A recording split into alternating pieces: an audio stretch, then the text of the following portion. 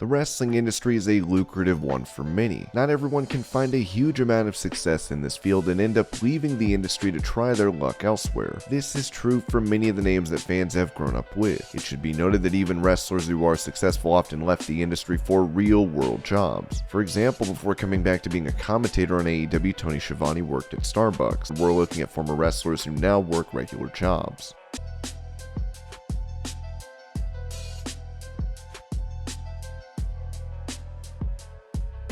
During her time in WWE, Ivory was a standout wrestler, proving she could hang in the ring with anyone. She went on to have some of the most entertaining segments thanks to being a part of Right to Censor. Since leaving WWE, she has made sporadic appearances for the company in the last 7 years. Inducted into the Hall of Fame in 2018, she was a part of the Evolution event and competed in the 2022 Women's Royal Rumble most recently. The 3-time women's champion might not have reached her full potential in WWE, but in this day and age might have found a lot more success. Since leaving the company, she founded her own animal daycare, Downtown Dog, in 2007. She has worked there constantly, grooming the animals and training them.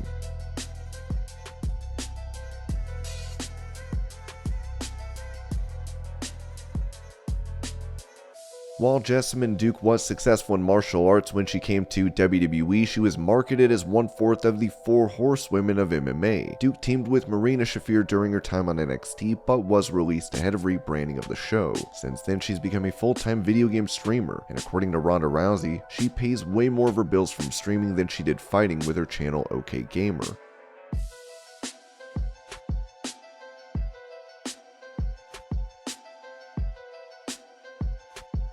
When Lars Sullivan appeared in WWE, people thought he was a surefire monster who would main event. He seemed more than capable in the ring, but before he could begin his main roster stint, he walked out of the show he was supposed to be a part of due to an anxiety attack. He would return later and attacked Kurt Angle, and went on to wrestle the likes of the Hardy Boys and the Lucha House Party. However, he sustained an injury that put him out of action. With rumors of Vince McMahon being high on him, he returned but vanished again. Multiple controversies surrounded him, with him using forums to write racist, sexist, homophobic, and otherwise offensive posts according to Sports Illustrated. Some of them had even been written after he joined WWE. He would apologize for them. In 2019, it also came out that he performed in homosexual adult films. With all the controversy, he didn't return to the ring again, and it was said that he was done with pro wrestling. According to Instagram, Sullivan works as a fitness trainer and strength coach. He has bulked up since his release and has seemingly focused on training.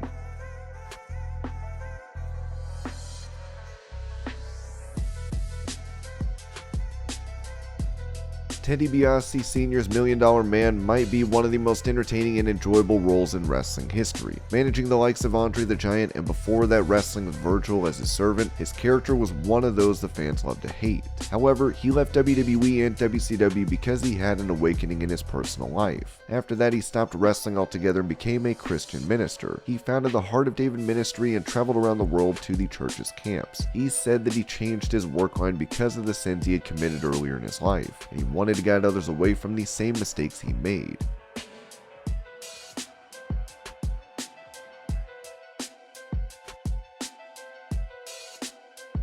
Fans of the Ruthless Aggression era might remember Chris Nowinski. He was the finalist of the first ever Tough Enough and wrestled in WWE as a mid-carder, but sustained one concussion after another and then was forced to retire. Later, he started the Concussion Legacy Foundation to help stop concussions in sports through medical research and treatment. Since then, he has remained a vocal name among those who are trying to ensure athletes don't have to suffer and lose their careers.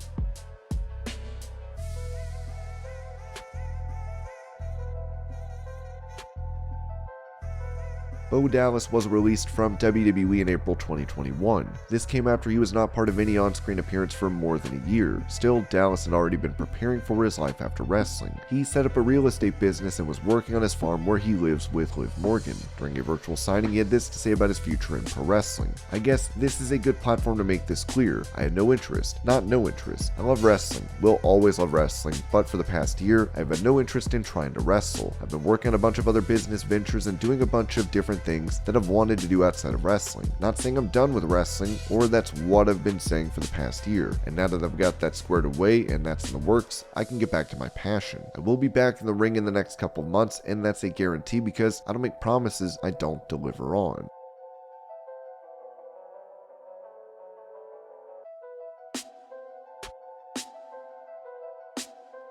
Nia Jax was one person that no one thought would be released. Being a cousin of The Rock, it was assumed she was protected in the company. Given the number of mistakes that she made in the ring without any punishment, this was even supported by the fans. She was dangerous in the ring, regularly injuring wrestlers she worked with such as Kairi Sane and Alexa Bliss. She even dropped Charlotte dangerously on her head in several spots. When she was let go from the company, it came as a shock, but fans were not very upset. Jax said she was taking time away from wrestling for mental health reasons and has been outspoken and critical of WWE. Now she started a business and launched her own brand Army page, which is a similar business to the more well-known OnlyFans. She also said she was going to grow crops on her farm.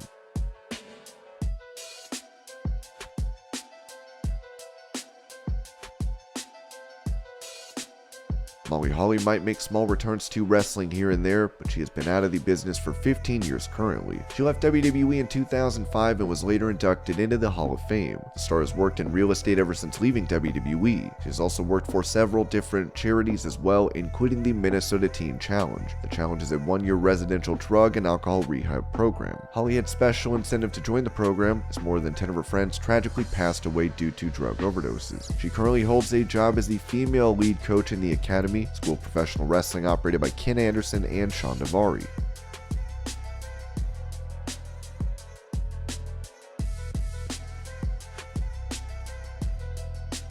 Added as a kayfabe younger brother of Devon and Bubba Ray, Spike Dudley was well loved. He's best remembered for his time in ECW as a risk taker. He was underestimated in WWE because of his size and was not used well, and was eventually released in 2005. Since that time, he worked on the indie scene, but changed his career thanks to his wife. Currently, he's a financial planner for MassMutual, quite the shift for someone who used to take it to the extreme in the ring.